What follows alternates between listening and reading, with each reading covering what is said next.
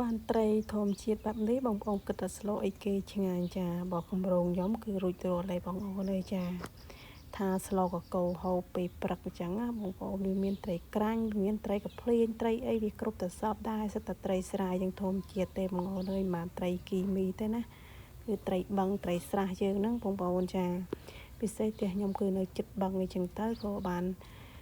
មានត្រីស្រែហូបជានិច្ចអញ្ចឹងបងប្អូននេះគឺស្លឹកជ្រៃហើយផ្លែ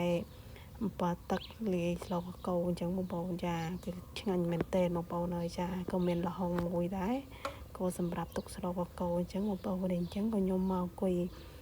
ផ្លែអំបិលទឹកពិលអីហ្នឹងដើម្បីទុកសម្រាប់ស្លកកូរហូបអញ្ចឹងទៅតែខ្ញុំអត់បង្ហាញពីការស្លទេបងប្អូនចាបង្ហាញទៅត្រឹមតែប៉ុណ្្នឹងឯងបងប្អូននៅដោយសារស្លកកូរខ្ញុំធ្លាប់បង្ហាញបងប្អូនញឹកញាប់ហើយអញ្ចឹងក៏ខ្ញុំកាត់បន្ថយពីបង្ហាញការស្លខ្លះព្រោះអីស្លខាងរបៀបរបបស្រុកខ្ញុំគឺ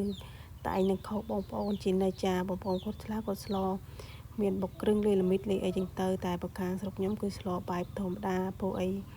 ណាមួយតាមតំបន់នីមួយគឺស្លផ្សេងគ្នាខុសគ្នាការហូបចុកអីចឹងបងប្អូនតាមគ្រួសារនីមួយចឹងទៅ